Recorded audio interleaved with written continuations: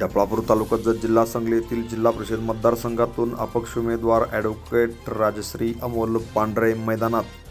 डफळापूर तालुका जत जिल्हा सांगली येथील जिल्हा परिषद मतदारसंघातून अपक्ष उमेदवार ॲडव्होकेट राजश्री अमोल पांढरे यांनी मैदानात उडी घेतली आहे. त्यांनी अपक्ष म्हणून उमेदवारी अर्ज दाखल केलेला आहे. डफळापूर मतदारसंघाच्या सर्वांगीण विकासासाठी या परिसरामध्ये केंद्र व राज्य सरकारच्या विविध योजना तळागाळापर्यंत पोहोचण्यासाठी आपण या मैदानात उतरल्याची माहिती ॲडव्होकेट राजश्री अमोल पांढरे यांनी यावेळी दिली. कोणत्याही परिस्थितीमध्ये आपण ही निवडणूक लढविणार असून या परिसराचा, गावाचा व मतदारसंघाचा सर्वांगीण विकास करू अशी ग्वाही त्यांनी यावेळी दिली.